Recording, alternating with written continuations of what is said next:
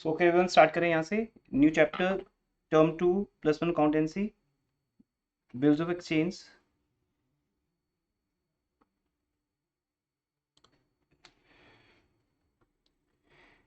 First of all, there are two words here, bills of exchange and promissory note. होता क्या है, when you go in the credit transactions, तो एक डर होता है। किस चीज़ का डर होता है? जब हम क्रेडिट करते हैं किसी के साथ, पैसे वापस आएंगे। यस, पैसे वापस नहीं मिलेंगे, मीन्स बैड डेट्स का डर होता है। ये रीज़न है। अदरवाइज क्रेडिट सेल ज़्यादा होती है। अगर आप किसी बिजनेसमैन से बात करोगे, अगर वो कंज्यूमर्स को ऑप्शन देता है कि आप पे बाद में कर देना, है ना। जैसे अभी हम ऑनलाइन ऑर्डर्स करते हैं, तो हमारे लिए कितना इजी है, COD, cash on delivery, just order कर दो। अगर अभी पेमेंट करना है तो आपको अभी के अभी डेबिट कार्ड चाहिए, क्रेडिट कार्ड चाहिए, तो हम शॉपिंग कर लेते हैं, प्रोडक्ट आपके पास 5-7 डेज के बाद आएगा, तब देख लेंगे कैश कहाँ से आएगा कि कैसे होगा। तो कितना ईजी है। तो आज अगर मैं किसी को प्रोडक्ट सेल करता हूँ और बोलता हूँ पेमेंट कभी भी कर देना बाद में, 1 मंथ, 2 मंथ, 3 मंथ्स, कितना टाइम ले लो, कोई इशू नहीं है, तो ज़्यादा अट्रैक्टिव होता है। तो क्रेडिट सेल कैश सेल से ज़्यादा होती है किसी बिजनेस की। और इवन यहाँ प्रॉफिट मार्जिन भी ज़्यादा होता है, बिकॉज क्रेडिट पे आप प्राइस ज़्यादा चार्ज कर सकते हो। मैं आपको ये कह सकता हूँ, कोई बात नहीं, कि अगर आप मुझे पेमेंट 3 मंथ्स के बाद करोगे, देन आई विल चार्ज 30,000। अगर आपको पेमेंट अभी देनी है मुझे ऑन द स्पॉट, तो प्रोडक्ट आपको 25,000 में मिल जाएगा। तो आपकी सेल प्राइस आप ज़्यादा चार्ज कर सकते हो, ये नहीं कि हमेशा चार्ज करते ही हम कर भी सकते हो, नहीं भी, आपकी चॉइस है। ठीक है, फर्स्ट ऑफ ऑल। सेकेंडली, अगर आपके मन से डर खत्म हो जाए कि मेरा पैसा मरेगा नहीं, बैड डेट्स नहीं होगा, तो फिर हमें कोई प्रॉब्लम ही नहीं है। तो सिर्फ एक ही डर है कि अगर मैं क्रेडिट पे सेल करता हूँ, कंज्यूमर कल को हो सकता है पैसा ना दे। तो ये जो इंस्ट्रूमेंट्स हम इस चैप्टर में करेंगे, these are called credit instruments.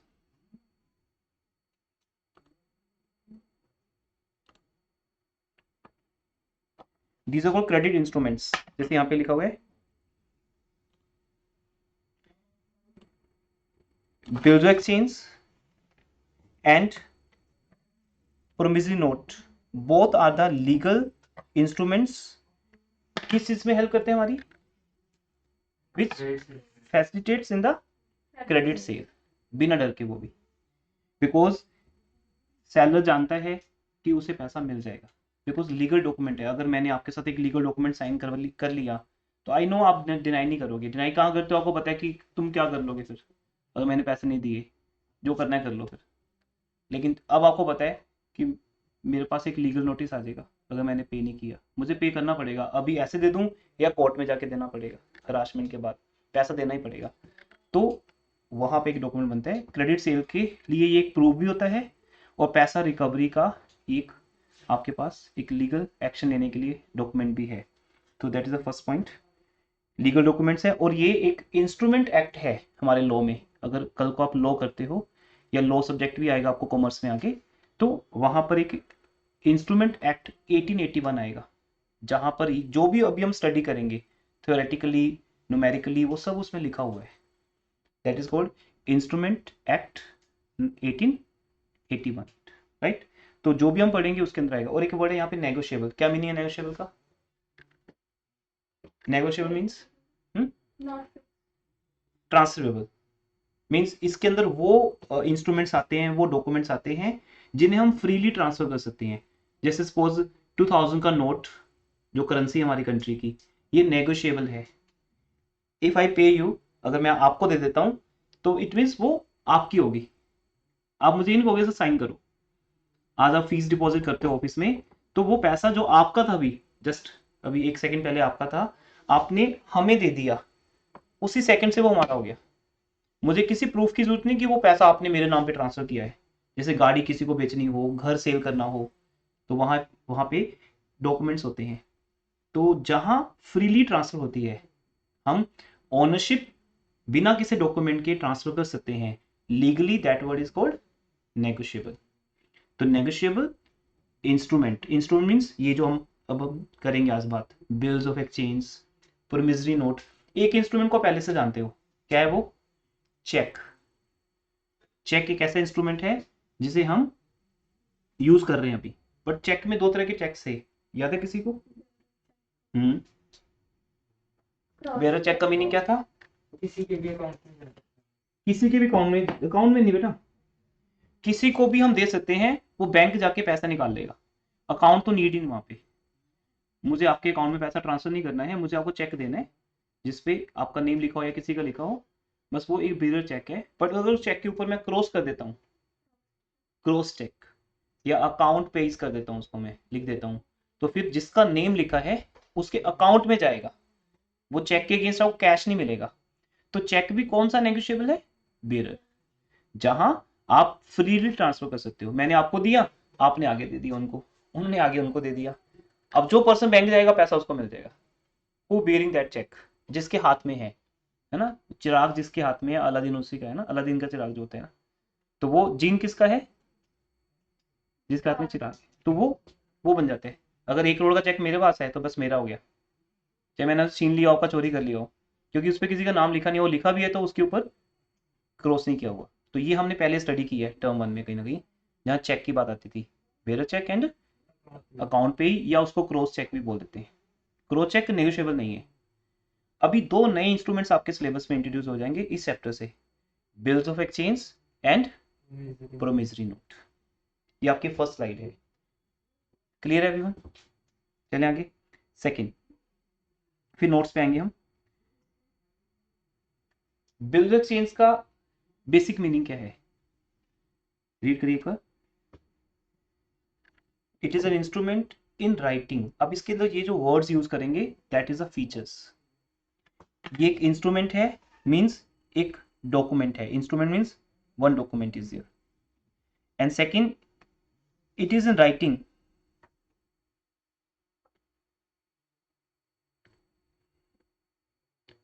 ये राइटिंग में है, इट मीन्स ओरल नहीं हो सकता ना कोई भी इंस्ट्रूमेंट, वो एक फॉर्मेट होगा, एक प्रोफॉर्मा होगा जिसको हम ड्रॉ करेंगे और एक डॉक्यूमेंट बनेगा, राइटिंग में बनेगा वो।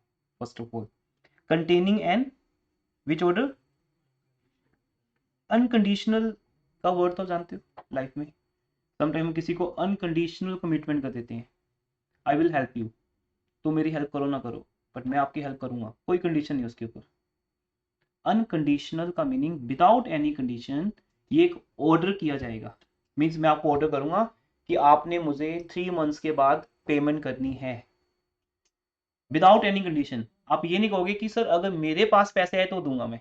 मोस्टली मार्केट में ये था ना कि सर बस मैंने भी लेने हैं किसी से, वो जैसे ही दे देगा मैं आपको पे कर दूंगा। अब वो तो कंडीशन होगी ना कि अगर मेरे पास पैसे आए, या अगर मेरी गुड सेल होगी आगे, पैसा आ जाएगा मैं आपको दे दूंगा। पर नहीं, इट्स अनकंडीशनल। अगर आपने एक बार इस डॉक्यूमेंट को साइन कर दिया तो मीन्स आप कमिटेड होगे, बिना किसी कंडीशन के पैसा देना पड़ेगा। तो ये एक अनकंडीशनल ऑर्डर है। कौन करता है ऑर्डर्स? अच्छा, ये जो चैप्टर है ये 2 लोगों की स्टोरी है बेटा, एक सेलर और एक बायर। सेलर ऑर्डर करता है और बायर प्रॉमिस करता है, बायर कमिटमेंट करता है यहाँ पर। तो इसी के बेस पे इसके नेम चेंज होते हैं। अगर मैं ऑर्डर कर रहा हूं तो इसका नेम है बिल्स ऑफ एक्सचेंज, ये सेलर की तरफ से नेम है क्योंकि सेलर ऑर्डर करेगा। सपोज मैंने आपको 10,000 की गुड सेल की, तो मैं सेलर हो गया, आप क्या होगे? बायर। मैं आपको एक ऑर्डर प्लेस करता हूं कि आप मुझे इसकी पेमेंट 2 मंथ्स के बाद करोगे। तो अगर इस तरह से देखें तो इसका नेम है बिल्स ऑफ एक्सचेंज। अब इस चीज को हटा देते हैं, साइड पे कर देते हैं। आप प्रॉमिस कर रहे हो, मैं कुछ नहीं कह रहा आपको, आप मेरे पास आते हो, 10,000 की गुड्स परचेज करते हो, और आप एक प्रॉमिस देते हो मुझे कि सर डोंट वरी, आपका पैसा कहीं नहीं जाएगा, आप हमारे पे ट्रस्ट करो, हम आपको 2 मंथ्स के बाद पैसे दे देंगे, पक्का दे देंगे, हमसे लिखवा लो जहां लिखवाने हैं। मैं प्रॉमिस करता हूँ। तो बीइंग ए बायर आप थोड़ी ऑर्डर कर सकते हो, बीइंग ए बायर आप क्या कर सकते हो? प्रॉमिस। जैसे आप स्टूडेंट हो तो आप प्रॉमिस कर सकते हो फीस पे करने का, आप मुझे ऑर्डर नहीं दे सकते। Being a teacher, being a school, मैं आपको ऑर्डर कर सकता हूँ कि pay our fees, that is a code. एक ऑर्डर फॉर्म है और एक प्रॉमिस फॉर्म है। तो ऑर्डर फॉर्म में जब हम लिखेंगे, लिखने का फर्क है बस। जब मैं ऑर्डर फॉर्म में लिखूंगा, जस्ट ऑर्डर प्लेस करूंगा मैं आपको, pay to mister X Y Z, तो ये क्या हो गया? ऑर्डर।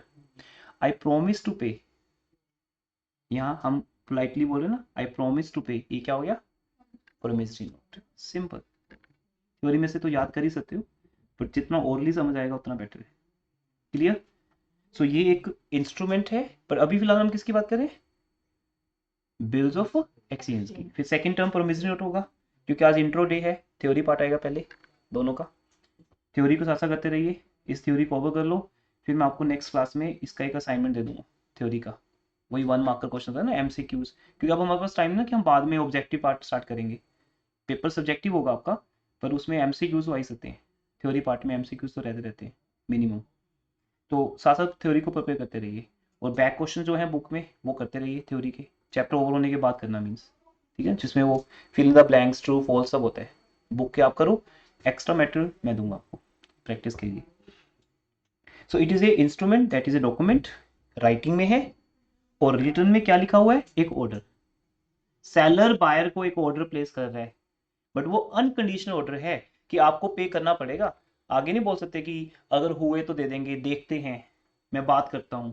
जब मैं किसी को फोन करता हूँ और वो ये कहता है कि चलो सर देखते हैं, बात करते हैं, इट मीन्स वो कंडीशन लगा रहा है कि बात करने पे बन गई तो ठीक है, बट अगर मैं बोला कि पे, बस आपको पे करने, आगे कुछ बोलना नहीं है, दैट्स ऑल, तभी तो लीगल डॉक्यूमेंट है ये।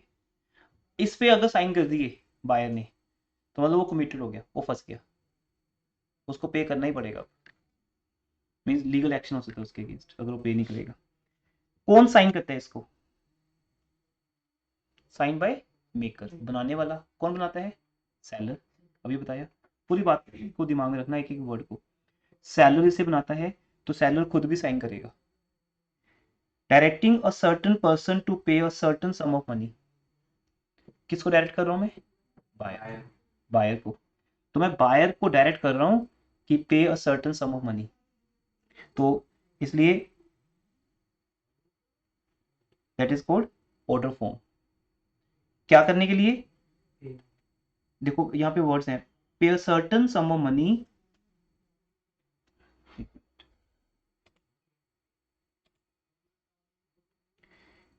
पे a certain sum of money only to, means सिर्फ मुझे, हाँ जी,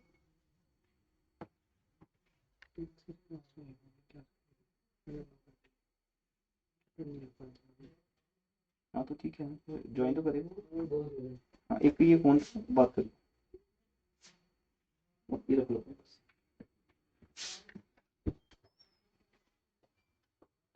पे टू या to the order of, it mean या तो उस पर्सन को पे करने, सपोज सबसे पहले मैं ऑर्डर करूंगा, तो किसके लिए ऑर्डर करूंगा? किसको पे करने के लिए? खुद के लिए, पे टू मी, कि आपको 2 मंथ्स के बाद मुझे पे करने हैं, ये एक ऑर्डर है, डायरेक्शन आपकी तरफ। अगर मैं नहीं हुआ, हो सकता है मैं 2 मंथ्स के बाद नहीं हूं प्रेजेंट, तो फिर आप पे नहीं करोगे क्या? तब भी पे करोगे, तो किसको करोगे? टू द ऑर्डर ऑफ, जिसको मैं बोलूंगा। तो मैं आपको फोन करूंगा, जैसे आप बोलते हो सर मैं ऑफिस में आया था फीस देने के लिए, किसको देनी है फीस? अब ये तो नहीं कि जब तुम आओ तो मैं हमेशा यही हूँ, ठीक है, तो मैं नहीं हूँ, तो मैंने बोला okay so and so person है वहां पे, मेरी उससे बात करवा दो, तो आपको तो कोई प्रॉब्लम नहीं, आपको कोई वरी नहीं कि अगर मैंने इसको फीस दे दी तो कैसे प्रूफ होगा, जब मैं बोल रहा हूँ, मैं ही क्लेम कर रहा हूँ आपसे पैसा, और जब मैं कह रहा हूँ कि इस पर्सन को दे दो, फिर वो पर्सन कोई भी हो, वो चाहे हमारा नेबर हो, कोई भी हो, डजेंट मैटर, आप उसको दे दोगे ना, that is the second word. Full proof है, देखो लीगल लैंग्वेज है ना, टू या तो मुझे, और टू द ऑर्डर ऑफ, जिसको मैं बोलूंगा पे करने के लिए, या अ सर्टन पर्सन, मैं एक पर्सन फिक्स कर दूंगा कि मेरा एम्प्लॉय आएगा, वो आपसे पैसा लेके जाएगा, मेरा असिस्टेंट, तो ठीक है मैं उसका नेम बता दूंगा आपको, या to the bearer of the instrument, या मैं कुछ नहीं बोलूंगा, बस जिसके पास ये पीआर हुआ, जिसको बिल्स एक्सचेंज कहते हैं, शॉर्ट फॉर्म में इसको क्या बोलते हैं? बिल्स रिसीवेबल, बीआर, बीआर बोल देते हैं हम ऐसे। तो बिल्स रिसीवेबल या बिल्स एक्सचेंज जिसके पास हुआ, बिना उसका फेस देखे, वो पर्सन हेलमेट पहन के आएगा, आपने उसका फेस नहीं देखना, बस आपको क्या करना है? बस बीआर देखना है कि बीआर वही है ना जिसपे मैंने साइन किए थे, और आपको पेमेंट कर देनी है, तो इतना मीनिंग है इस चीज का। Person is not important here, वो पर्सन सेलर हो सकता है, सेलर का कोई असिस्टेंट हो सकता है, या सेलर जिसको बोलेगा उसे देने पड़ेंगे, या कुछ नहीं होना, मैंने उठा के वो एक डॉक्यूमेंट किसी को भी दे देना है, सो एंड सो पर्सन को, किसी को भी, थर्ड पार्टी, जैसे तुम जानते नहीं हो, वो आपके घर आएगा पैसा लेने, तो आप बोलोगे प्रूफ दिखाओ, लेके आए हो, जैसे कोड वर्ड नहीं होता, कोड बोलो, कोड बोलोगे पैसे मिलेंगे, वो कोड वर्ड है बस, ये हमारा जो बिल एक्सचेंज है वो क्या है, एक कोड वर्ड है, एक कोड वर्ड बोलो पैसा मिलेगा। तो ये बी आर एक डॉक्यूमेंट जिसके पास होगा, समझो कि वो पर्सन ऑथराइज्ड है पैसा लेने के लिए। अब वो बी आर पकड़ो, चेक करो कि आपके साइन किए हुए थे, वही वाला ना, सेम ओरिजिनल है ना आपका, वो रख लो और पेमेंट कर दो। अब आपकी लायबिलिटी खत्म हुई, क्योंकि आपकी लायबिलिटी तब तक है जब तक वो बी आर आपके से वापस नहीं आता, और पेमेंट करने पे मिलेगा। ये इसका मीनिंग है बेटा, इसमें सारी फीचर्स आ गई, फिर हम फीचर्स की बात करेंगे अभी। क्लियर? नेक्स्ट, अब कौन कौन सी पार्टीज है यहाँ पे, क्योंकि एग्जाम में जब क्वेश्चन आता है तो आता है parties to bills of exchange. सबसे पहली पार्टी बिना पढ़े बताओ, सबसे पहली पार्टी क्या है, फर्स्ट पार्टी क्या लगेगी आपको? फर्स्ट पार्टी क्या है? सेलर, क्योंकि वो बनाता है बिल। सेकंड पार्टी कौन सी होगी? बायर, जिसके ऊपर बिल, यस, जिसके ऊपर बिल बनाया जाता है, लिखा जाता है, वो बायर हो गया। थर्ड कौन होगा? थर्ड पर्सन तो कोई हो सकता है ना, मेरी इस पूरी स्टोरी में जाओ, ध्यान से जाओ। आप बोलोगे कि यस, वेरी गुड। तो वो एक स्टूडेंट बता रहे हैं सर, स्टोरी सबने सुनी है, सिंपल स्टोरी तो है, हमने कुछ भी इतना अभी नहीं किया है, सिंपल स्टोरी सुनी है। एक बिल बनाने वाला है, सेलर है, एक जिसके ऊपर बिल लिखा जाता है वो बेचारा जिसको पैसे देने हैं, वो बेचारा कौन है? बायर, बी पर बेचारा या बायर।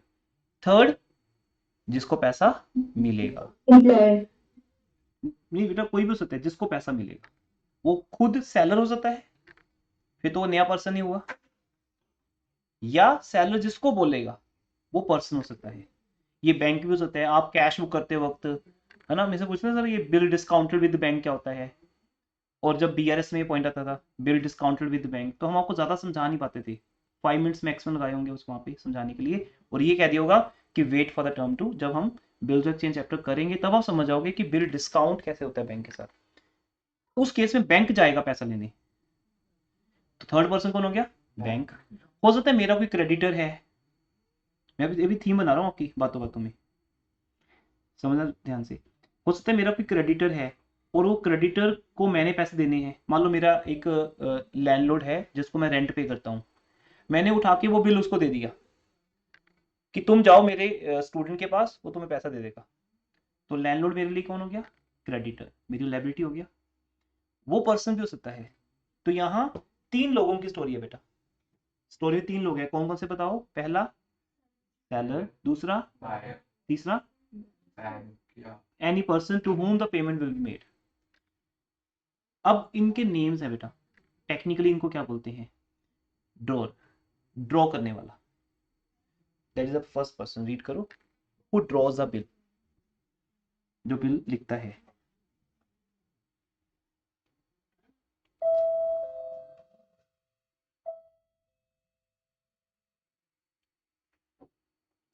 देखो, हु मेक्स और rights the bill of exchange, drawer is a person who has granted credit, who has granted credit to the person or whom bill of exchange is written, means seller है ये, यही authorised है bill लिखने के लिए, यही time देगा आपको। मीन्स अगर सपोज मैं हूं तो मैं सब कुछ डिसाइड करूंगा आपकी कितनी फीस है, आपको वो फीस कब पे करनी है। अगर आप कहते हो सर क्या मैं फीस लेट पे कर सकता हूँ, क्या मैं आपको नेक्स्ट मंथ फीस ले सकता हूँ, तो वो परमिशन भी तो मैं ही दूंगा ना। तो ये पर्सन है वो जिसके पास सारी अथॉरिटी है, he is a maker basically. Drawer is entitled to receive money from drawee, right मेरा है। हाँ, अगर मैं कहा ट्रांसफर करना चाहूँ वो राइट तो कर सकता हूँ, क्योंकि नेगोशिएबल है, जिसका मीनिंग है ट्रांसफरेबल, मैं अपना राइट किसी और को दे सकता हूँ कि इसको दे देना पैसे। Next, second party drawee, buyer, buyer का नेम ड्रॉई है बेटा, जिसके ऊपर बिल लिखा जाएगा that person is called drawee. अब बिल बायर पे लिखा जाएगा क्योंकि रिस्पॉन्सिबिलिटी किसकी है? बायर की, बायर हैज टू पे द बिल। क्लियर? रीड कर लीजिए एक बार।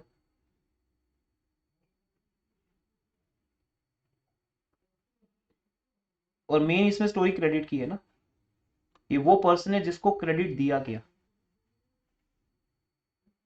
ये वो पर्सन है। अब यहाँ पे person drawee is liable to pay money to the creditor, it means बेटा सेलर कौन हुआ इस स्टोरी में, बायर के पॉइंट ऑफ व्यू से, बायर का सेलर क्या हुआ, क्रेडिटर। सेलर ने पैसे लेने हैं बायर से, तो बायर सेलर के लिए क्या हुआ, डेटर। मान लो मैंने आपसे फीस लेनी है, तो आप तो मेरे डेटर होगे, तभी तो मेरे पास राइट है ना पैसा मांगने का आपसे, और आप उस बात को एक्सेप्ट भी करते हो, यस सर हमने आपको देने हैं पैसे, एक्सेप्ट ही तो कर रहे हो आप, तो आप डेटर बन गए कि नहीं। या तो मना कर दो कि सर देने नहीं किस चीज़ के पैसे, फिर आप डेटर नहीं हो। जब आप सर्विस ले रहे हो तो आप डेटर बन गए, एक्सेप्ट भी कर रहे हो आप। अब आपके लिए मैं क्या बन गया, क्रेडिटर। तो ये चैप्टर दो लोगों की स्टोरी है, ऐसे बोलो चाहे सेलर और बायर के बीच की, या टेक्निकली ड्रॉअर एंड ड्रॉई, या सिंपल उसको करें creditor and debtor. Buyer always debtor होता है और सेलर ऑलवेज क्रेडिटर। क्लियर जी, चलें आगे। बहुत आराम से कंफर्टेबली प्यार से कर रहे हैं, कोई प्रॉब्लम नहीं चाहिए, क्योंकि थ्योरी अब आपको आएगा, अब लिखना पड़ेगा। ऑब्जेक्टिव में आपने बहुत बेनिफिट ले लिया, अब लिखना होगा, है ना। अब पेन चलाने का हैबिट डाल लो, अब आपको डेफिनेशन आएंगी, हु इज ड्रॉ, तो आपको लिखना होगा कि कौन है। पहले तो टिक करना था, आंसर लिखा होता था, आपको बताना कि ये कौन है, तो गैस तुक्का सब चल जाता था वहाँ। अब नहीं, अब तो जिसको आता है वही मार्क्स लेगा, अदरवाइज तो 5 मार्क्स लेना भी मुश्किल है आपके लिए 40 में से। पेई, हु इज पेई, अभी क्यों देख रहे हो वो सर जो, कॉल आया था, रिजेक्ट कर रहा हूँ। अच्छा कंफर्टेबल हो जाओ, इसको अलग कर दो, 1.5 घंटे तो निकालना है स्टडी के लिए, कुछ नहीं होता है। कॉल आया था, हाँ रिजेक्ट कर रहा छोड़ छोड़ दो सब, वो कर दो। हम लेट शुरू हो गया थोड़ा सा 15-20 में, हूँ। नेटवर्क इशू था, बट अभी जो टाइम है उसमें कंफर्टेबली पढ़िए, कि जब आप टाइम देखते हो मुझे लगता है कि नहीं सर, वो हाँ पता नहीं क्या हो गया। कॉल आ रही थी। सो आगे है थर्ड, पेई। मैं कितने कंफर्टेबल पढ़ाता हूँ, ऐसे कंफर्टेबल देखिए, ये कंफर्ट अगर आपके अंदर है, ये पेशेंस आपके अंदर है, तो अकाउंट्स आपके लिए कुछ भी नहीं है। अकाउंट्स ये मांगता है पेशेंस, है ना। एग्जाम में भी जो अनसाउंड माइंडेड हो गया वो अकाउंट्स में सिली एरर्स करेगा। आराम से पेशेंस कॉन्फिडेंस, कोई जल्दी नहीं है।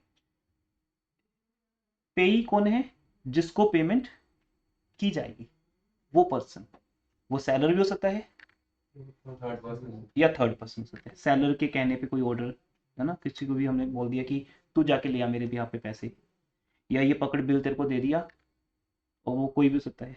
तो the person who receives the money, read करिएगा, फिर आगे आपको अगर नहीं भी समझ आए तो कोई बात नहीं, ये आगे केसेस हैं इस चैप्टर के।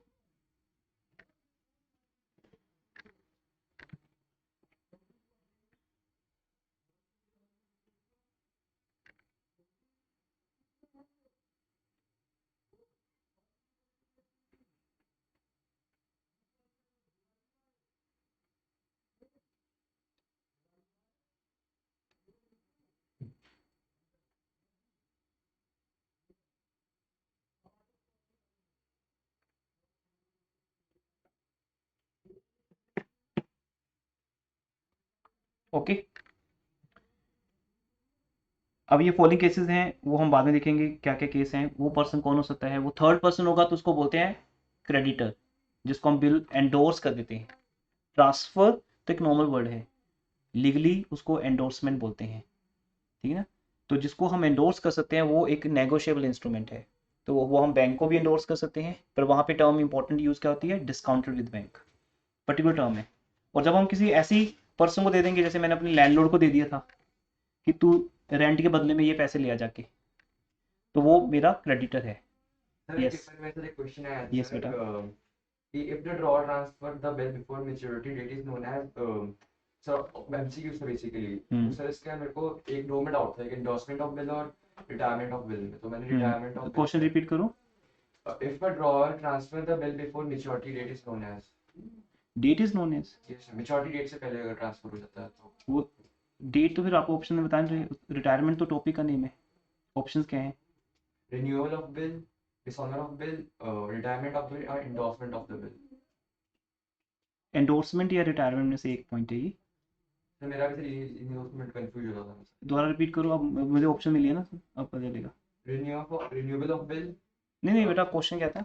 If a drawer transfers the bill before maturity date is known as हाँ, रिटायरमेंट। retirement. हाँ, रिटायरमेंट है। ट्रांसफर कर रहे हो? Yes sir. दिखाओ। कौन सा? चाहिए. देखो, इधर draw that is seller. Seller transfer the bill before maturity. वही तो मैच्योरिटी डेट, वो बीच बीच में। ठीक है, ठीक है। Before maturity date is known as endorsement of the bill. बीच में अब वो वर्ड समझ में आ रहा है, एकदम से हो जाते हैं वो इकट्ठा ही है। तो अगर मैच्योरिटी डेट से पहले, यही अभी हम बात कर रहे थे, बिल्कुल आपका सुटेबल क्वेश्चन है यहाँ पे। When the bill is endorsed by drawer to the creditor before maturity, वो बिफोर मैच्योरिटी होगा ना। अब मैच्योरिटी क्या है, अभी आगे आपके सामने आगे, कि जिस डेट को पेमेंट किया जाता है that date is called maturity date. वो एक ही वर्ड है, मैच्योरिटी डेट। तो बिफोर मैच्योरिटी डेट अगर सेलर वो बिल किसी और को दे देता है तो that is called endorsement.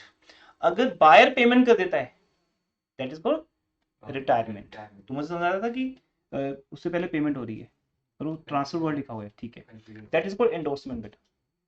Retirement का मीनिंग है कि अगर पेमेंट कर देगा, जैसे हम अपनी जैसे एक पर्सन डेथ से पहले रिटायर होता है तो वो टर्म यूज की गई है कि अगर मेच्योरिटी डेट है 3 मई और आप किसी के पास जा रहे हो 2 अप्रैल को और बोल रहे हो कि मुझे पैसे आज ही देने हैं, तो आपको यहाँ डिस्काउंट भी मिलेगा। फिर उसको बोलते हैं retirement under rivet.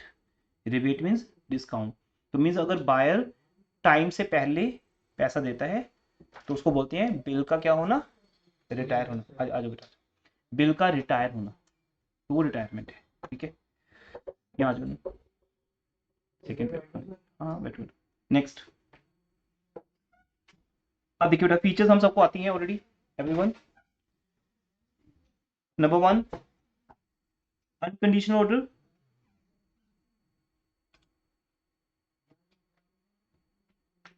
Return form सब समझा दिया आपको। अनकंडीशनल ऑर्डर है, without any condition you have to pay, कोई बहाना नहीं चलेगा, एक्सक्यूज नहीं होगा कोई, ठीक है ना। रिटर्न फॉर्म, अमाउंट डेफिनेट होगी एक जो पे करनी है, वो पहले से लिखी होगी उस बिल के अंदर, 5000 10,000। Date of payment,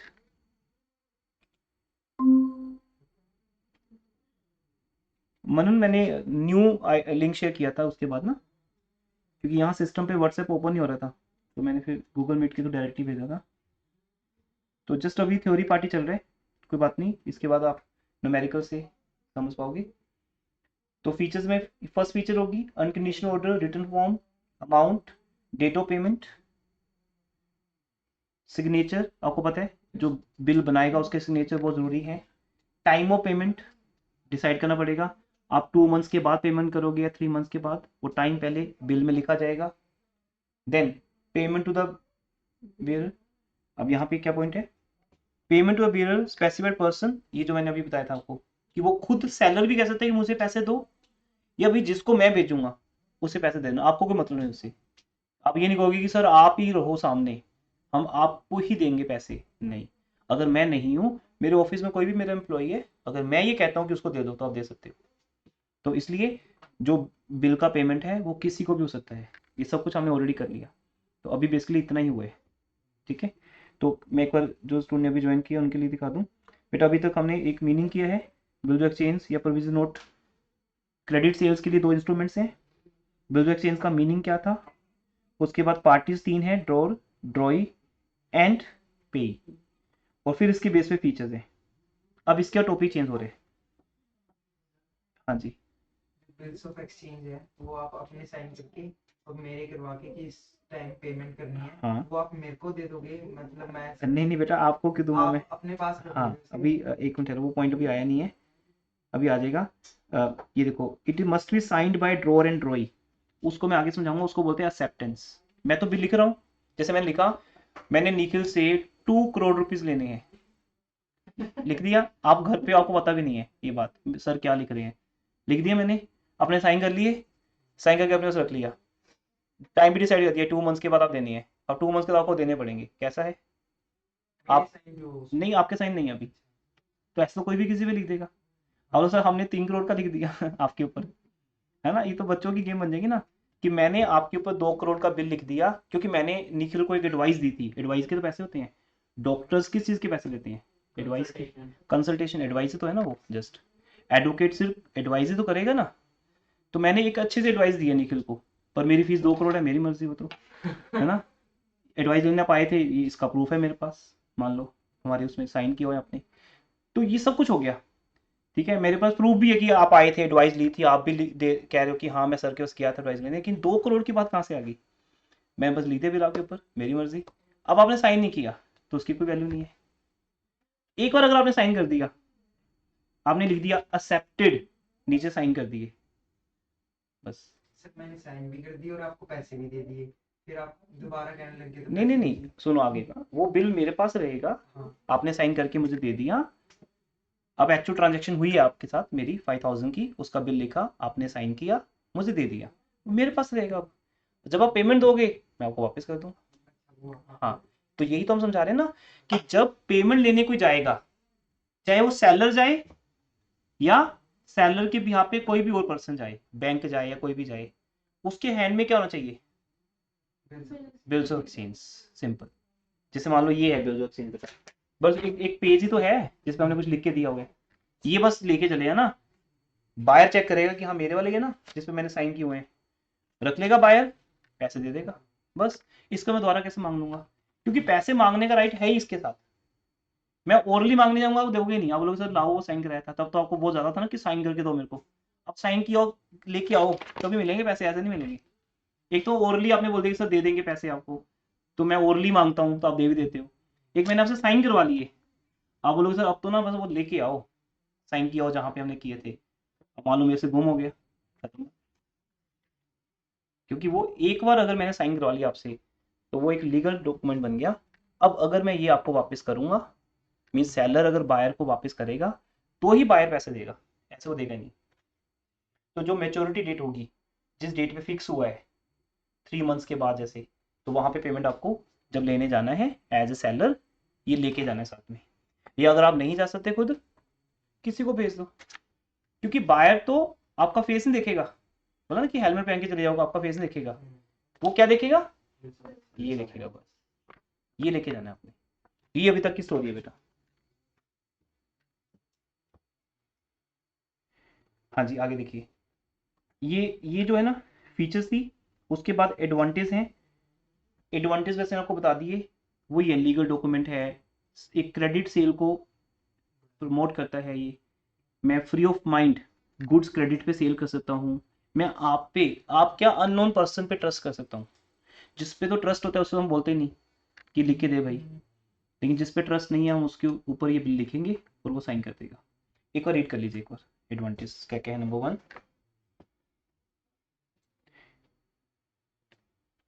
credit purchase sale के लिए है।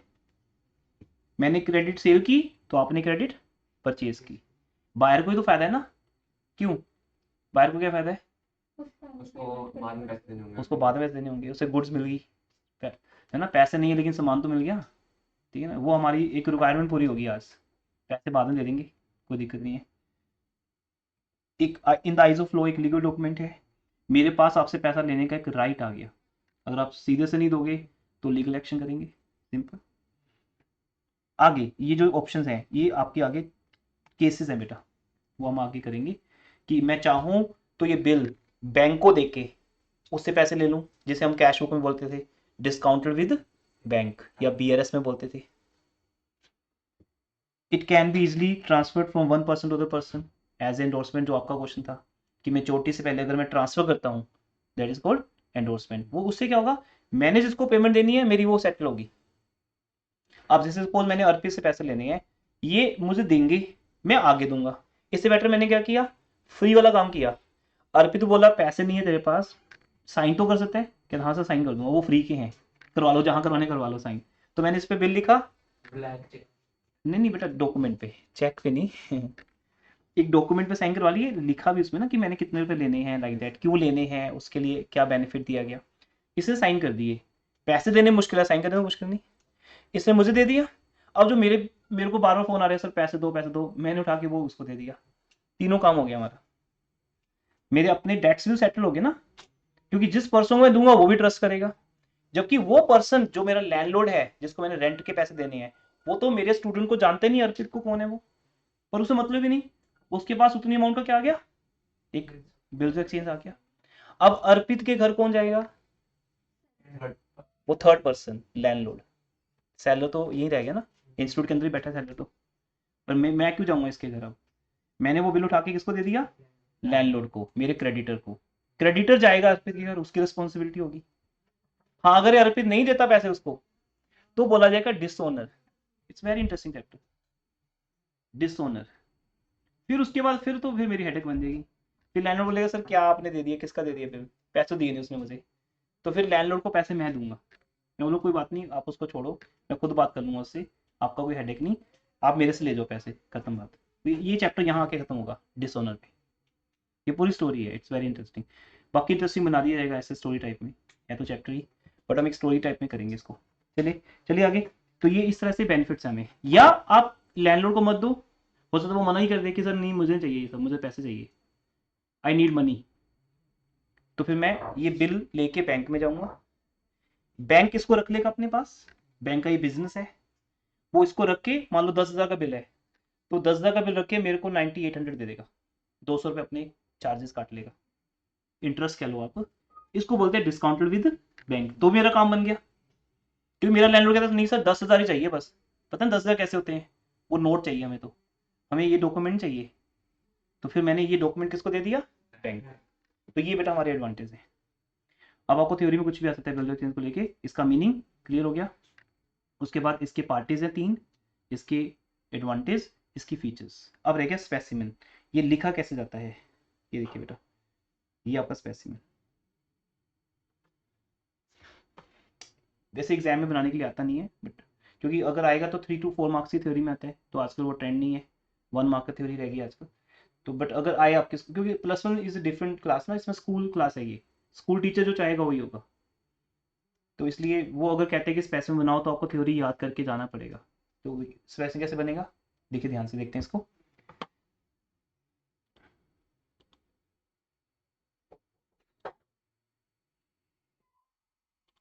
हाँ श्योर है सबको भी प्रॉपर। फर्स्ट सिटी कोई भी, चंडीगढ़ में रहते हैं हम, चंडीगढ़ लिख देंगे, आज की डेट आ जाएगी जो भी है, अमाउंट आ जाएगी, स्टैंप, ये कौन सा स्टैंप है, रेवेन्यू स्टैंप। ये किसी भी नॉर्मल डॉक्यूमेंट को लीगल डॉक्यूमेंट बना देती है, आपको कहीं भी मिल जाएगी, पोस्ट ऑफिस में मिलती है ना, या नोटरी पब्लिक के पास होती है, तो रेवेन्यू स्टैंप बोलोगे तो मिल जाएगी। तो रेवेन्यू स्टैंप लगाओ, और ये क्योंकि जहां अमाउंट 5,000 या 10,000 से ज़्यादा होती है, अब तो 5,000 ज़्यादा बोल देते हैं, जहां अमाउंट 5,000 से ज़्यादा है वहां रेवेन्यू स्टैंप की ज़रूरत है। ये तो 50,000 का अमाउंट है, तो कोई भी डॉक्यूमेंट इसके बिना लीगल डॉक्यूमेंट नहीं बनेगा। या स्टैम्प पेपर आते हैं फिर, वो फिर थोड़ा बड़ा काम हो जाता है, लेकिन यहाँ स्टैम्प पेपर की नीड नहीं है। यहाँ एक सिंपल आप अपना पेपर लो, कॉपी का पेपर ही ले लो चाहे, उस पर लिखो कुछ, रेवेन्यू स्टैंप लगाओ और निकल के साइन करवा लो, बात खत्म। ये क्या बन गया थी, बिल्स ऑफ एक्सचेंज। कॉपी का एक पेज हमारे लिए वो 5,000 का बन गया, और वो उसको पैसे देने पड़ेंगे, वो मुकर नहीं सकता, उसने साइन किए। क्या लिखा जाता है, मैंने अभी आपको बताया था, बिल्स ऑफ एक्सचेंज हमारा एक ऑर्डर है बेटा, it's in the order form. मैं ऑर्डर कर रहा हूं, मैं सेलर आपको ये ऑर्डर देता हूं कि 3 मंथ्स के बाद मेरे पैसे मुझे दे देना। तो क्या लिखा बेटा, 3 मंथ्स आफ्टर डेट, क्योंकि बिल ऑफ एक्सचेंज कई तरह के होते हैं, इस बिल ऑफ एक्सचेंज को बोलते हैं after date bill of exchange. अभी आएगा, सब कुछ आएगा थ्योरी में, तो हमारे सिलेबस में आफ्टर डेट ही है जो भी है। मीन्स आज अगर बिल लिखा, देखो मेरी तरफ, आज से एग्जैक्ट 3 मंथ्स के बाद ये पैसा आपने मुझे देना है, तो 3 मंथ्स आफ्टर डेट, कौन सी डेट है बेटा, 29 सितंबर, ये 0 आगे आ गई, 2020 था ये, 29 सितंबर 2020 को ये बिल लिखा गया। इसके एग्जैक्ट 3 महीने बाद, काउंट करें 3 महीने कैसे बनेंगे, अक्टूबर, नवंबर, दिसंबर। 29 दिसंबर को मैं आपके घर आऊंगा, रेडी रहना पैसे लेके। ये मत बोलना सर अगर बारिश होगी तो पैसा देंगे, कोई कंडीशन नहीं होगी, मीन्स मेरे पास अगर पैसे आए तो मैं दूंगा, अगर कोई ना दिए तो पुलिस, वे तो हर बात का आंसर पुलिस ही सर है। जैसे इसमें ये भी तो है ना कि अगर उस दिन कोई पब्लिक हॉलीडे या हाँ वो फिर सब आएगा, वो मैं अभी लेने वाला पॉइंट्स, अभी तो स्टोरी सुना रहा हूँ ना, टीच नहीं कर रहा अभी। इस स्टोरी से जो समझ आ जाएगा उसमें टीचिंग की जरूरत नहीं पड़ेगी, बस इतने हम टेक्निकल पॉइंट्स को आगे देखेंगे टीचिंग के अंदर। ठीक है जी, तो ये हो गया। देन फिर मैंने लिखा, बिल लिख दिया, चलो ठीक है। फिर लिखा अब सारी फीचर्स को आगे लेके आना, स्कैन करना दिमाग में। 3 months आफ्टर डेट, एक तो डेट की बात होगी।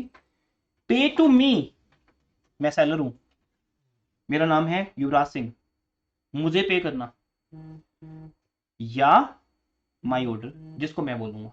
अब ये भी तू बोलोगे तुम ही आओ, इसे यहां लिख दिया मैंने, या तो मुझे या मेरे ऑर्डर को। मैं कौन हूं, दिखा ना, सेलर डेफिनेट हो जाएगा person, seller should be definite person कि वो कौन है। तो सेलर युवराज सिंह है, उसने अपने साइन भी किए हैं, या उसके सिग्नेचर हो जाते हैं कुछ भी ऐसे।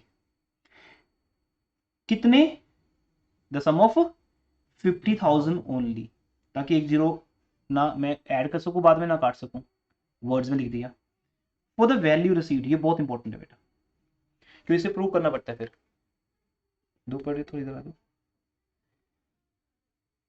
अगर कल को निखिल बोले कि सर इन्होंने ऐसी गन पॉइंट पे लेके मेरे से साइन कराया, होता ना ऐसा, बहुत ईजी है ना। अभी मैंने लॉक करने हैं, गन पॉइंट पे लेके आप सर से साइन करवा लेने, बहुत सिंपल हो गया, आप बाइंड हो गए, क्योंकि साइन की वैल्यू तो है ना।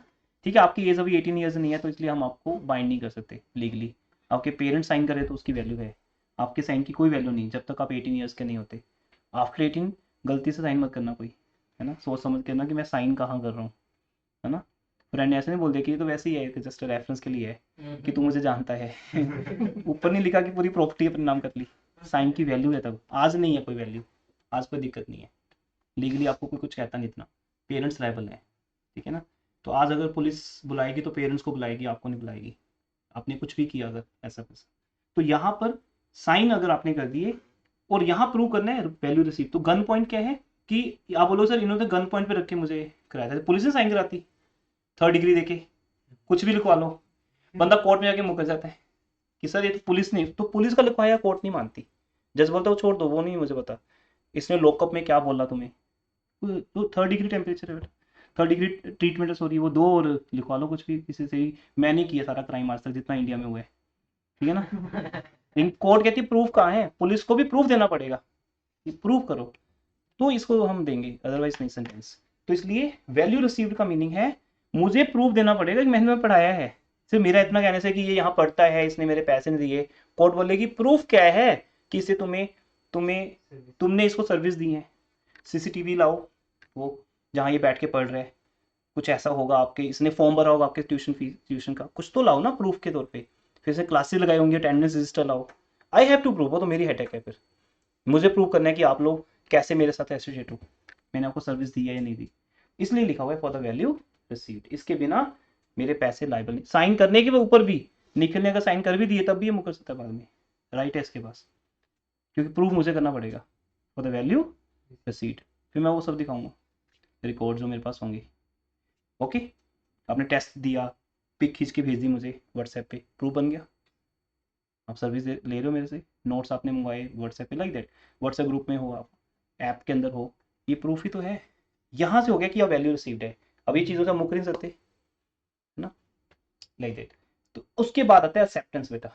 अब ये बिल किस पे लिखा गया, दिलजीत सिंह एंड ब्रदर्स पे, जो कहीं भी रहते हैं, मुंबई, रामनगर, और ये सब एड्रेस वगैरह डालना पड़ता है, क्योंकि दिलजीत सिंह भी बहुत होंगे इंडिया में, लेकिन वो दिलजीत सिंह जो मुंबई के रामनगर के अंदर हाउस नंबर 15/1 ऐसे होता है ना, उसमें रहता है, वो एक ही अपने आप में, पीछे सन ऑफ डाल दो, तो ये पर्सन आइडेंटिफाइड हो गया, Diljit Singh son of Shri this, address this, city state सब डाल दो, फिर डेफिनेट हो गया पर्सन कौन है। कोर्ट तो ये भी कहती है कि प्रूव करो कि कौन सा दिलजीत सिंह है, दिलजीत 100 होंगे, आपने इसी दिलजीत सिंह को गुड्स बेची हैं, तो इसका एड्रेस कहाँ है।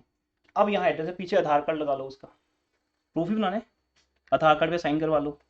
जैसे आप कोई कनेक्शन बुक करते हो तो आपका आधार कार्ड मांगते हैं नहीं आपके नाम पे, KYC, तो अगर आपने आधार कार्ड दिया और साइन कर दिए तो तू ही तो है आधार कार्ड में। तो बोले सर इस नाम के कई बंदे होते हैं, ऐसा आपने किस निखिल को पढ़ाया, ऐसे कैसे, निखिल के साइन है बस। निखिल कौन है, ये वाला निखिल है जो चंडीगढ़ के सेक्टर में इस घर में रहता है, जिसके फादर का नेम ये है, that is a legal, this is called कौन, बायर की आइडेंटिफिकेशन कि किस पे बिल लिखा गया। अब यहाँ पर बायर साइन करेगा बेटा, ये हो गया ना। अब यहाँ देखो, ये दिलजीत सिंह साइन कर रहा है, ऐसे दिलजीत सिंह अपने साइन कर रहा है और साथ में लिख रहा है एक्सेप्टेड। अब कोई गन पॉइंट नहीं है क्योंकि वैल्यू रिसीव्ड है इसके पास। अब ये बोल भी दे, कोर्ट बोले कि गन पॉइंट छोड़ो, तेरे पास गुड्स आई तो है, तेरे पास है तो है प्रूफ। अब प्रूफ कहाँ से आएगा बेटा, मैंने आपको टर्म 1 में समझाया था क्या, सोर्स डॉक्यूमेंट्स।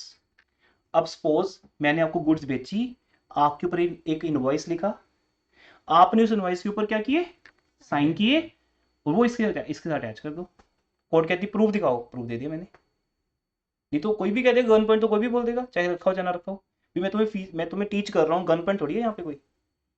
तो लेकिन प्रूफ करने के लिए भी मुझे रिकॉर्ड दिखाने पड़ेंगे। ये प्रूफ हो गया तो it means now you are liable, फिर आपकी बात में सुनी जाएगी। तो ये एक लीगल डॉक्यूमेंट है। आई ट्राई माई बेस्ट, क्योंकि बेटा +1 की जो थ्योरी तुम पढ़ रहे हो इसकी वैल्यू होल ऑफ लाइफ है जब भी तुम अकाउंट्स की बात करोगे। किसी और क्लास की थ्योरी इंपॉर्टेंट नहीं है जितनी +1 की है। जहां जहां तुमने कुछ भी छोड़ दिया है +1 में, वो कहीं ना कहीं तुम सफर करोगे आगे आके, ठीक है रखना। तो इसलिए अब ये यही टीच किया जाएगा। आज ही मेरे पास है कि मैं 1.5 घंटा इसी एक चीज पे लगा रहा हूँ। +2 ऑनवर्ड जब भी बिल्डर चेंज की बात आएगी, कोई एक्सप्लेन नहीं करेगा कुछ भी, नथिंग, बस आपको आता है उस पर तो बात नहीं करनी। वो तो +1 में हो गया हमारा chapter, you know builder change क्या होता है। और कभी भी थ्योरी में से क्वेश्चन आता है किसी भी क्लास में, +1 की थ्योरी में से, लेकिन और किसी क्लास की थ्योरी इंपॉर्टेंट नहीं है। फिर आते हैं परमिसिव नोट क्या होता है। आप देखिए,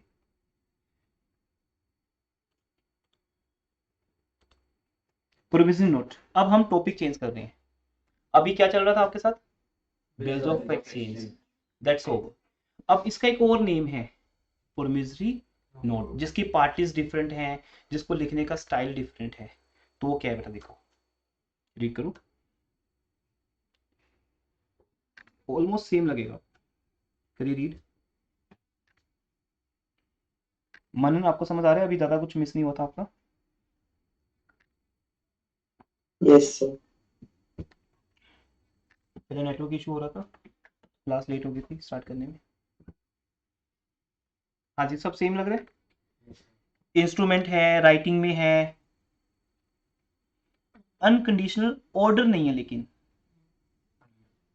अंडरटेकिंग क्या है बेटा, जो तुम किसी एप्लीकेशन फॉर्म में साइन करके देते हो, आप अंडरटेकिंग दे रहे हो। अगर आपका एडमिशन फॉर्म मैं आपसे फिल कराऊं, है ना, अभी तक तो फिल हुआ नहीं, अब करवाएंगे आपका, क्यों आप लोग पहले आ ही नहीं रहे थे प्रॉपर। तो वो एक एडमिशन फॉर्म होगा जिसपे आपका फोटो लगेगा और नीचे पेरेंट्स के साइन होंगे। वो अंडरटेकिंग देंगे कि वो आपका उनका बच्चा यहाँ पढ़ता है और वो हमें कुछ ऑथराइज करेंगे, आपके लिए कुछ कमिटमेंट करेंगे कि हमारा बच्चा आपकी हर बात मानेगा, ये सब बातें करेगा फॉलो। तो वो साइन होंगे, दैट इज अंडरटेकिंग। एक बार आपके पेरेंट्स और आपने साइन करके फॉर्म दे दिया, समझो हमारे पास राइट्स आगे सारे, देन हम क्लेम कर सकते हैं आपसे कुछ भी। That's why her institution, coaching centre, school आपको एडमिशन देने से पहले क्या करता है, फॉर्म फिल करवाता है। वो अंडरटेकिंग है। ये तो चलो वैसी होगी बात की आपने ट्यूशन स्टार्ट की ऑनलाइन ऑफलाइन, ठीक है, फॉर्मेलिटीज आपके साथ अभी हुई नहीं कोई, बट विदाउट फॉर्मेलिटीज आपको एडमिशन नहीं मिलती है कहीं भी, वहाँ साइन करवाए जाते हैं आपके। तो आप एक प्रॉमिस करते हो, I will follow all the rules like that, नीचे साइन होते हैं, all the information provided by me are the true, है ना, ऑथेंटिक। तो इट मीन्स जो आपने लिखा है वो सही है। तो यहाँ प्रोमिसरी नोट क्या कहता है, पहला पॉइंट सिंपल वर्ड्स में, इसे बायर लिखता है। कितना चेंज हो गया बेटा, बिल्स चेंज कौन लिखता था, सेलर। क्योंकि न्यूमेरिकल तो कोई भी कर लेते हैं, आगे आके मैं न्यूमेरिकल कराऊंगा आपको 1 डे में समझ आ जाएंगे, खत्म हो जाएगा चैप्टर, इतना इजी चैप्टर है ये। थ्योरी इंपॉर्टेंट है, जहाँ पे तुम फंसते हो एग्जाम में, मिस्टेक्स करते हो, ध्यान दीजिए इस बात पे। प्रोमिसरी नोट बायर बनाता है, क्योंकि ये बना ही किस वर्ड से है, प्रोमिस, प्रोमिस से बना है। यहाँ एक प्रॉमिस किया जा रहा है, और प्रॉमिस करने का काम किसका है, बायर का। बेटा फीस पे करो, ये क्या कर रहा हूँ मैं, ऑर्डर। तो लोग हाँ सर ओके प्लीज हम आपको कल तक दे देंगे, ये बोलोगे, आप ऐसे बोलोगे फीस दे दी जाएगी आप ये बोल सकते हैं, आप क्या बोलोगे, sir okay we will give you, I will discuss with my parents and we will give you next month next day. Promise तो कर रहे हो, तो बोलो ओके लिख के दो फिर मुझे ये। अब सर आपने जो लिखवाना लिखवा लो, आप ही लिखो, तो वो क्या बन गया, बिल्स ऑफ एक्सचेंज। किसी हमें नहीं लिखना आता, आप लिख दो, मैं बस साइन करा के दे दूंगा पेरेंट से, वो तो बिल्स एक्सचेंज हो गया। क्योंकि फिर तो मैं ऑर्डर दूंगा, मैं थोड़ी प्लीज बोलूंगा कि प्लीज मेरी फीस दे दो, मैं प्लीज तो नहीं बोल सकता ना क्योंकि मैं सेलर हूँ, मैंने आपको सर्विस या गुड्स दी हैं, मैं तो ऑर्डर ही दे सकता हूँ, वही लीगल लैंग्वेज है।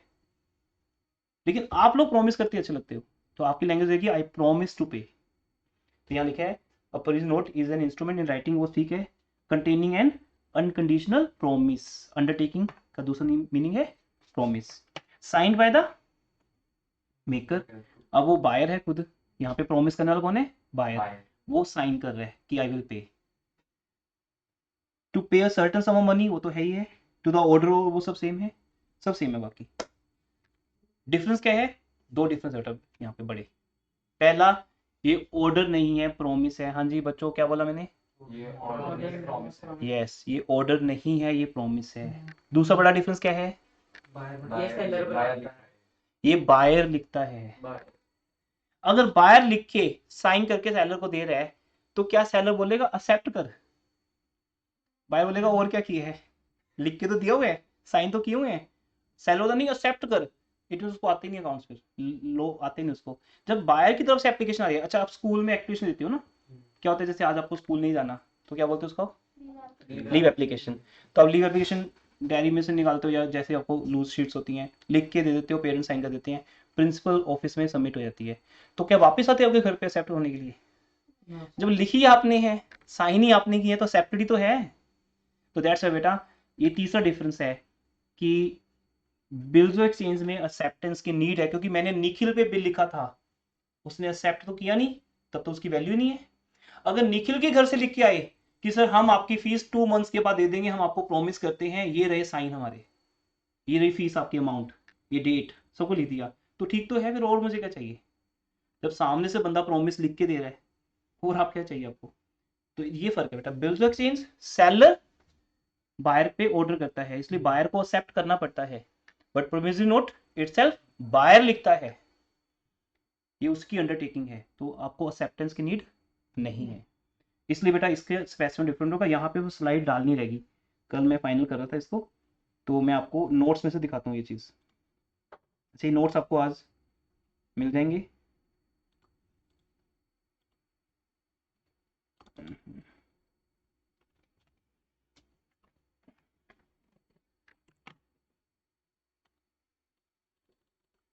देखिए ये नोट्स मैं अभी रीड नहीं कर रहा, मैं आपको इसकी नोट्स दे रहा हूँ, ठीक है, ये आप रीड करोगे एज ए होमवर्क, ओके। तो देखिए फर्स्ट मीनिंग हो गया।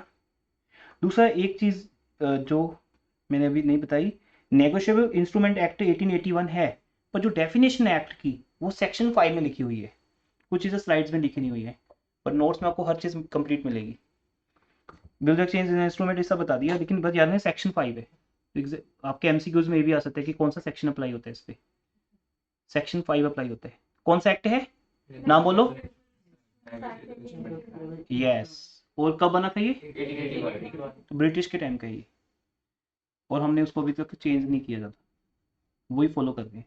अच्छा बना हुआ है, बस अमेंडमेंट्स हुई हैं उसके अंदर, ठीक है, लेकिन हम वही फॉलो कर रहे हैं जो ब्रिटिश ने बना के दिया है इंडिया को।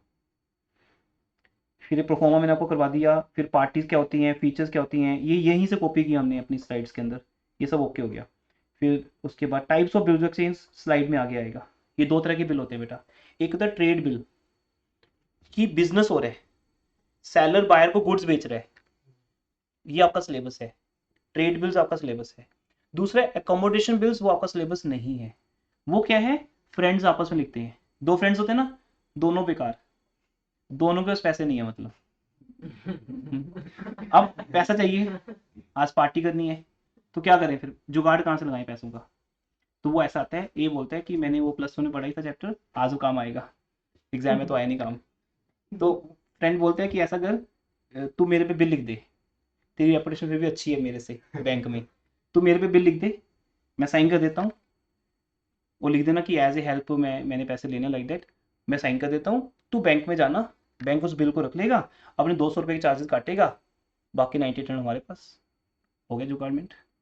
तो ये हम ऐसा होता है बेटा एकोमोडेशन बिल्स में, प्रैक्टिकली मार्केट में चलते नहीं है, बट फिर भी एक टाइप है इसकी कि ए बी पे बिल लिखते हैं, दोनों आपस में एक दूसरे की हेल्प करते हैं, फिर आपने डिसाइड भी कर लेते हैं कि जो पैसा आएगा हाफ तेरे हाफ मेरे, और कल को जब बैंक मेरे पास पैसा मांगने आएगा तो तू अपने वाले हाफ मेरे को दे देना वापस, मैं अपने हाफ डाल के 3 मंथ्स के बाद तो पे 3 मंथ्स का दुनिया चेंज हो जाती है।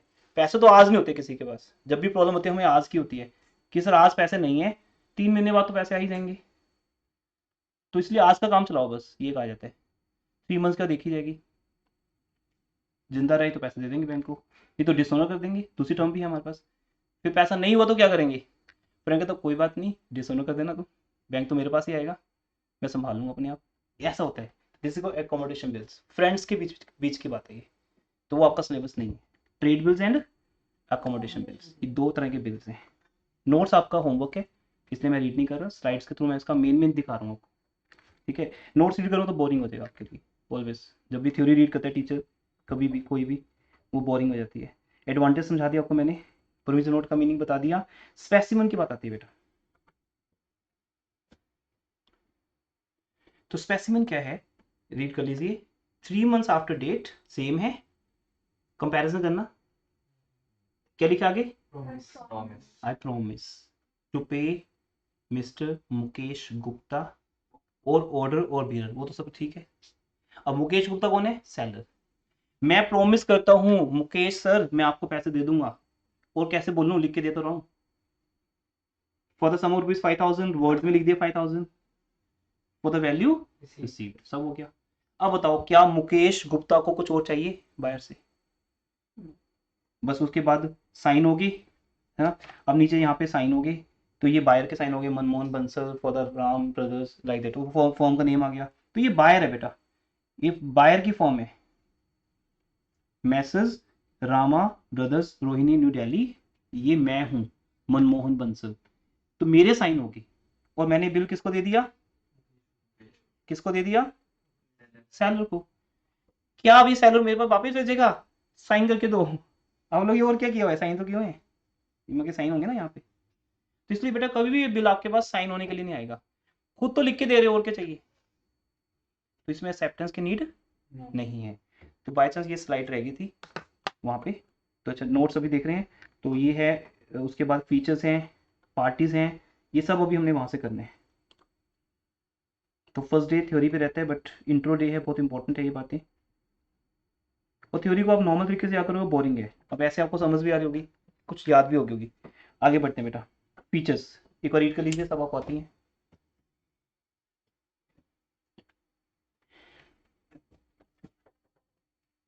और यहाँ इंपॉर्टेंट देना ध्यान से, signed by maker, only 1 person, और उसमें क्या लिखा था, साइंड बाय ड्रॉअर एंड ड्रॉई, दोनों साइन करेंगे।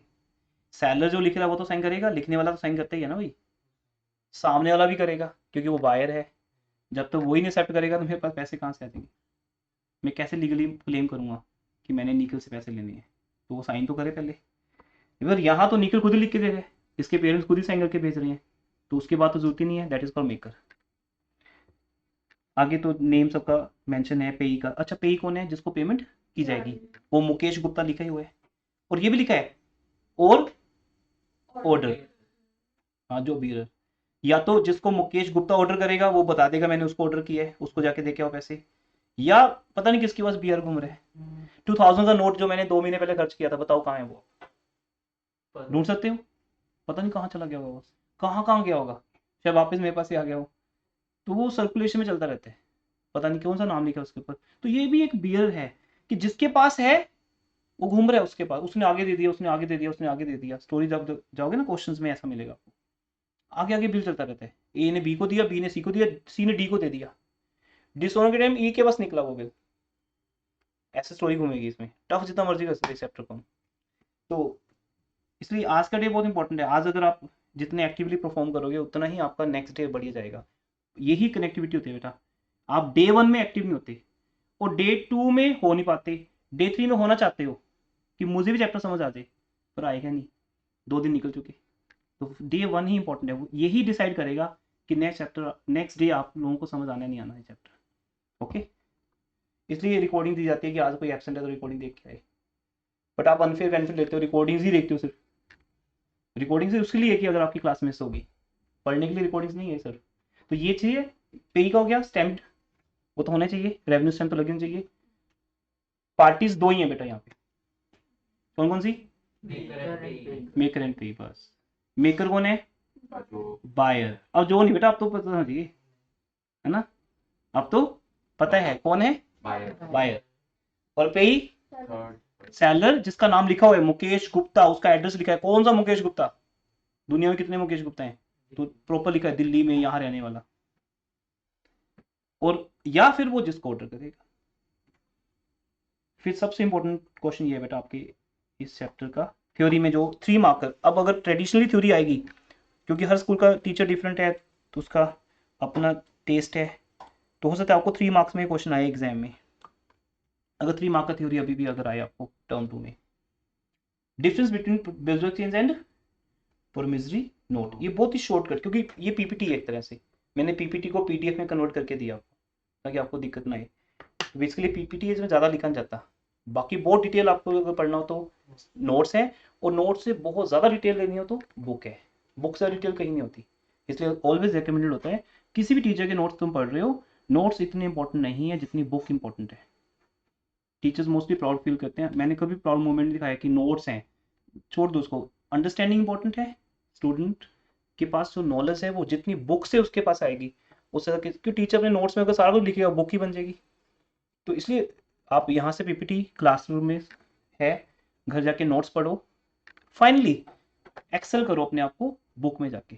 कोई भी बुक ले लो, एक ही बात है, एक बुक को स्टार्टिंग से पढ़ो, डे 1 पेज 1 से, वर्ड 1 से, फर्स्ट वर्ड जो उसके अंदर है उस वहाँ से लेकर जहाँ तक थ्योरी चलती है, फिर बैक क्वेश्चंस करो, तभी आप बेटा टॉपर्स की लिस्ट में आओगे। जो टॉपर्स हैं वो यही वाले हैं, वो कोई बहुत ज़्यादा ऐसा एक्स्ट्राऑर्डिनरी लोग नहीं है।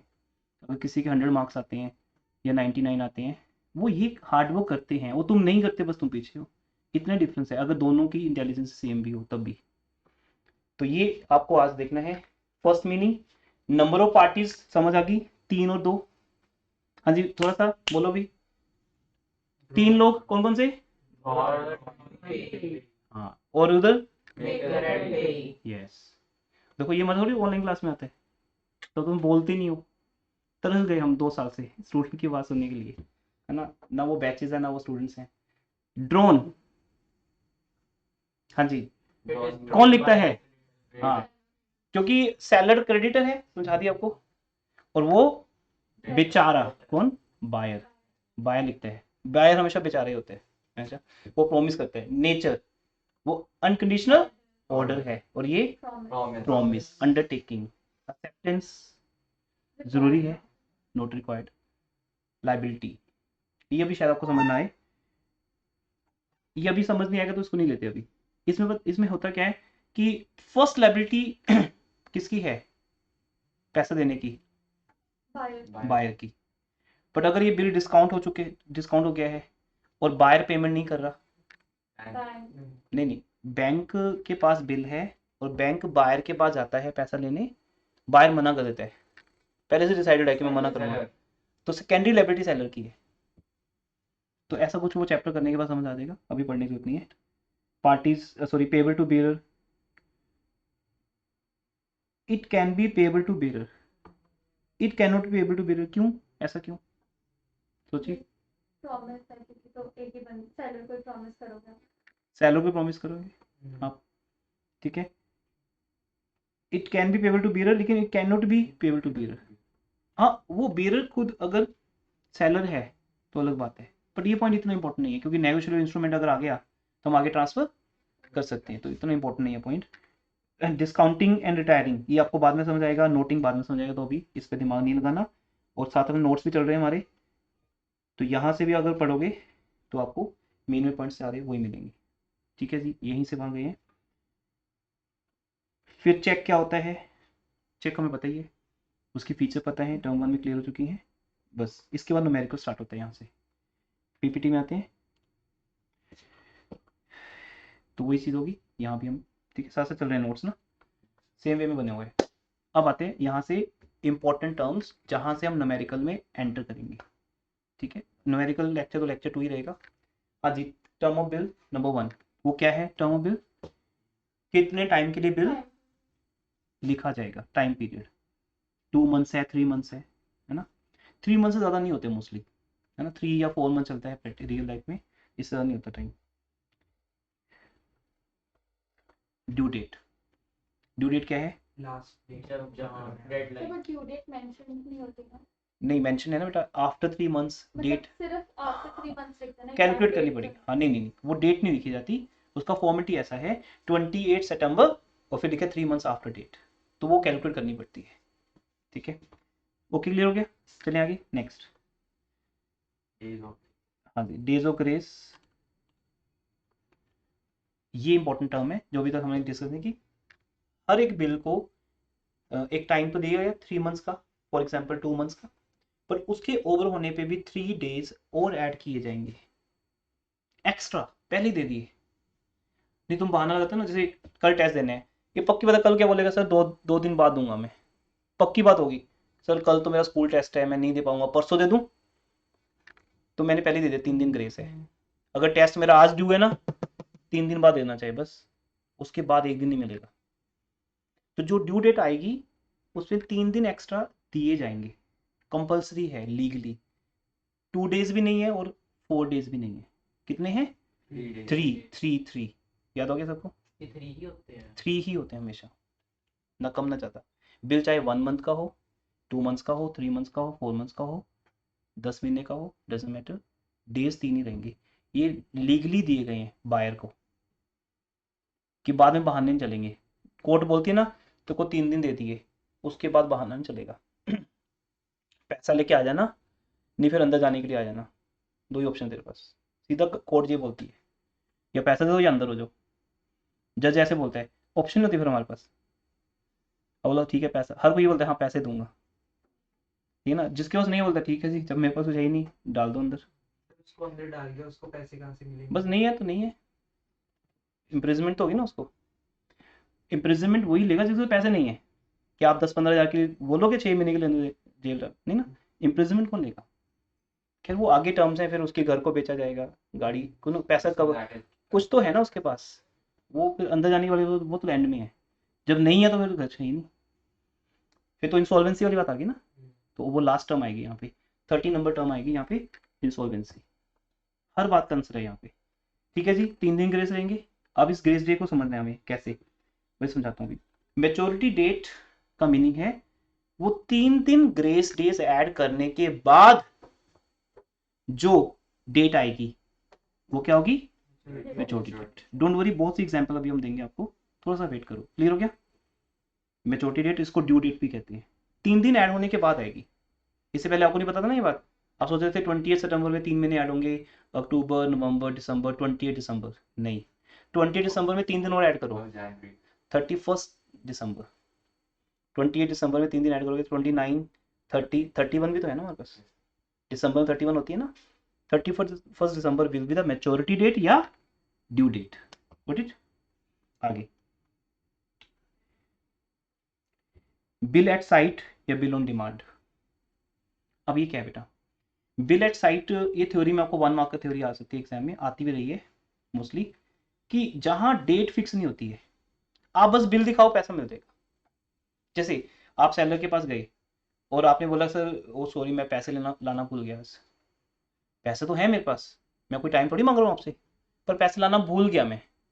तो सेलर कहता ठीक है बिल लिख, साइन कर इस पे, पर ये बिल क्या होगा? At sight. तू जहां दिख गया ना मुझे, पैसे ले लूंगा मैं तेरे से, ये देख ले बस, ऐसे बोलते हैं सेलर। तो कहाँ दिखे? घर तो दिखेगा वो। अब आप वेट कर लो एक दिन, वो बोलेगा सर मैं बस अब मंडे आता रहा हूँ मैं, आपको तो मंडे आता नहीं लोगों का कभी भी, हमेशा बस कहने बात होती है बस आप मंडे को पैसा बस लेके आ रहा हूँ आपके पास, अभी लाना भूल गया। अब आपने ट्रस्ट भी कर लिया, चलो ठीक है कस्टमर है अपना बना हुआ है, ट्रस्ट कर लो इस पर। अब मंडे आया ही नहीं वो, फिर आप पहुँच जाओ उसके घर, एड्रेस लिखे हुए, तो उसके घर पहुँचो, घर में है नहीं, बैठ जाओ घर के आगे, बस देखना चाहिए वो। कोड ये कहता है कि दिखना चाहिए तेरे को बस, ये बिल एट साइट है। मार्केट दिख गया, बोलो 1 मिनट रुको, देख लिया मैंने तुम्हें, लाओ पैसे, दिखना चाहिए, ये एक पॉइंट है। तो जब सेलर को बायर दिख गया ना, पैसे उसी दिन देने पड़ेंगे। वो आपके पास आ जाए शराफत से तो ठीक है, नहीं ढूंढना तुम्हें पड़ेगा, क्योंकि प्रॉफिट तुमने कमाया है, पंगा तुम्हारा ही है। तो बायर के घर जाओ, ऑफिस में जाओ, रास्ते में ढूंढो उसको, पर जैसे दिख जाए उसको बोलो stop statue bill at site, तुम दिख गए मुझे, लाओ पैसे। अब वो फिर नहीं, वो कहेगा कि मुझे टाइम दो, बस फिर तो वो पकड़ा गया। पुलिस को बुलाओ, बोलो जिसके घर वालों को बोलो पैसे लेके आए, मैं अब इसको जाने दूंगा, नहीं जाएगा वो, लीगली बाउंड है वो, कि उसने किस पे साइन की है, बिल एट साइट पे। इसको बिल ऑन डिमांड भी कहते हैं। तो यहाँ टाइम नहीं दिया जाता, there is no maturity date, फैसला ऑन द स्पॉट बोलते हैं ना, कोई मैच्योरिटी डेट नहीं आएगी। उसके बाद पर वो जो टाइम ड्यूरेशन जैसे 1 मंथ और 3 नहीं, यहाँ लिखे नहीं जाता टाइम, बस जो फर्स्ट वर्ड था ना, पे आफ्टर 3 मंथ्स, वो हट गया, ओके सीधा पे टू मुकेश गुप्ता, कर साइन। तो बायर को क्या सिक्योरिटी होता है, अगले दिन आके ले लेगा, वैसे कोई लिमिटेड पीरियड ऑफ टाइम कुछ नहीं, कुछ नहीं, कुछ नहीं, नहीं यहाँ पे होता है क्या ना कि बायर ये कह रहा है कि मेरे पास पैसे हैं, मैं लाना भूल गया। ये फर्स्ट स्टेटमेंट क्या थी मेरी कि सर वो पैसा लाना भूल गया मैं, ये थोड़ी आप बोल रहे हो कि मेरे पास है नहीं। जब आप बोलोगे सर है नहीं पैसे, टाइम दे दो, फिर तो बिल आफ्टर डेट की बात आएगी, then I am ready to give you time 2 months.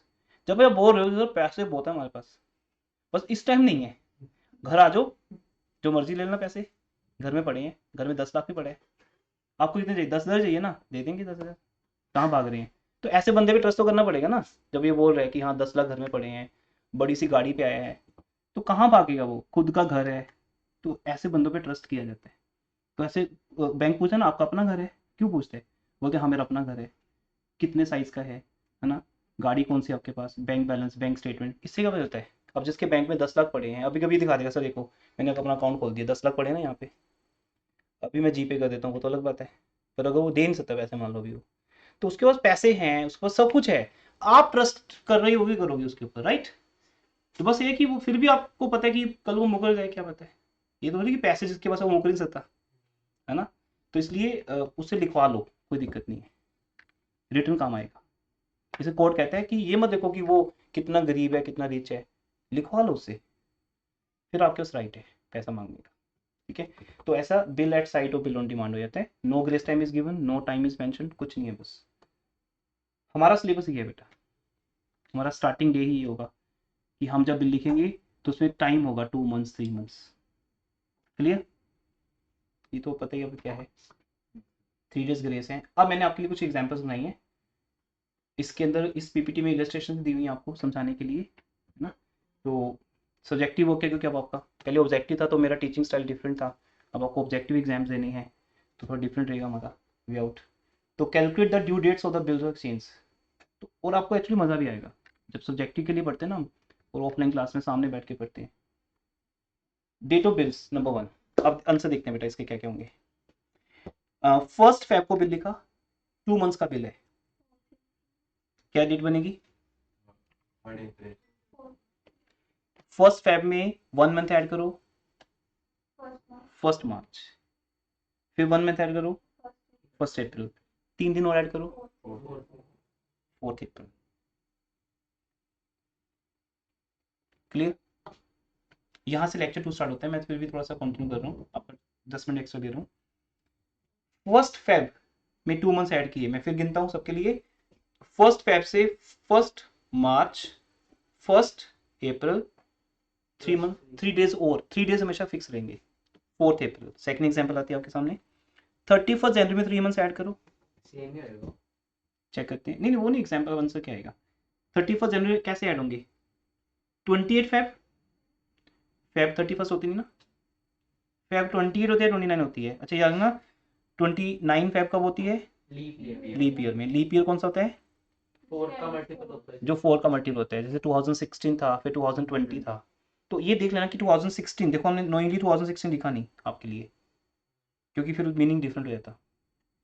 अब ये ओड वाली फिगर चल रही है 17 19 ऐसे, तो 31 जनवरी में 1 मंथ ऐड करो, 28 फेब, फिर 1 मंथ ऐड करो, करो भी, कैलेंडर सिखाऊं क्या, करो 28 फेब के बाद 28 मार्च 31 मार्च, एंड में जाओ ना मंथ के, एंड है ना वो, एंड टू एंड जंप लगाओगे ना।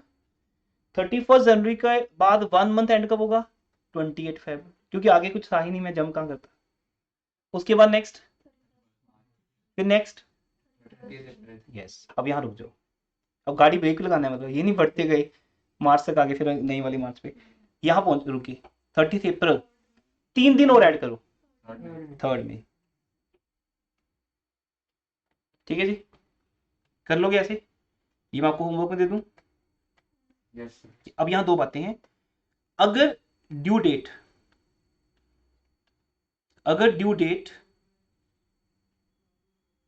पब्लिक हॉलीडे हो, पब्लिक हॉलीडे क्या होती है बेटा? इलेक्शन आ रही है, नहीं नहीं ऐसे नहीं होती, क्या उसका मीनिंग क्या होता है? पब्लिक हॉलीडे क्या है? National holiday, which is Banks अगर declared by bank government. Holiday, government declare करती है, गस्टर हॉलीडे होती है, वो फिक्स है। जैसे 2 अक्टूबर गांधी जयंती, वो फिक्स है। 15 अगस्त फिक्स है। 26 जनवरी फिक्स है ना? ये डेज हैं कुछ और भी जो बाकी जितने गुरपुरब आती हैं, ईद आती है ना? इंडिया में रहने का ये तो फायदा है, फेस्टिवल्स ही फेस्टिवल्स है ना? किस टाइम तो बहुत ज़्यादा मतलब वर्किंग डे कम होते हैं और वेकेशन ज़्यादा होती हैं। तो जितनी भी ये गस्टर हॉलीडेज हैं ये फिक्स हैं। ये मान के दो वो छुट्टी है उस दिन, या संडे। ये हो सकता है कि अगर किसी ऑफिस में Sunday is a of day, government office Sunday को बंद होते हैं, तो पब्लिक हॉलीडे होती है उनकी संडे को, जो गवर्नमेंट एम्प्लॉय संडे को काम नहीं करता, उसको रेस्ट दिया जाता है। ठीक है, प्राइवेट जॉब से तो संडे को बुला लेते हैं, पर गवर्नमेंट जॉब में नहीं बुलाती, तो पब्लिक हॉलीडे हो सकती है वो। तो अगर वो डे पब्लिक हॉलीडे है और पहले से पता है हमें, जैसे मैंने अभी काउंट किया था, क्या डेट आई थी इस एग्जाम्पल में? क्या डेट आई थी बेटा? 3rd में 3rd में। सपोज ऐसा मान लेते हैं, अभी तो ऐसा कोई डे नहीं होता है 3rd में, मान लेते हैं ठीक है, 3rd मई को इंडिपेंडेंस डे है, ऐसा ज्यूम कर लेते हैं। तो फिर आपको पहले से पता है कि हमारे इंडिया का इंडिपेंडेंस डे क्या होता है? 3rd May, for example. ठीक है, बहुत बड़ी बात बोल रहा हूँ क्योंकि मैं एग्जाम्पल है जस्ट मेरी ये। तो हम सेकंड को जाएंगे पैसा देने, और बायर को सेकंड को देने पड़ेंगे। वो ये कह सकता कि एक दिन पहले कैसे आ गए? अब बोलो उस दिन तो पब्लिक हॉलीडे है, उस दिन तो नोटरी पब्लिक कोर्ट कुछ नहीं खुली होगी, पुलिस कैसे आएगी फिर जब तुम पैसे नहीं दोगे तो? मतलब वो तो एग्जाम्पल है। तो बात तो नहीं हो सकता। बाद में पहले से पता ना हमें कि पब्लिक हॉलीडे है, तो एक दिन और पहले वैसे 3 दिन ग्रांटेड है। वो तो ऑलरेडी है ही है, लेकिन उसको ऐड करने के बाद जो डे आता है, अगर वो डे 2 अक्टूबर आ जाए, अब मैं रियल एग्जाम्पल ले लेता हूँ, हमने 3 दिन ऐड किए। अच्छा, आपको सब एग्जाम्पल मिलेंगी, अभी अब नेक्स्ट स्लाइड में जाना।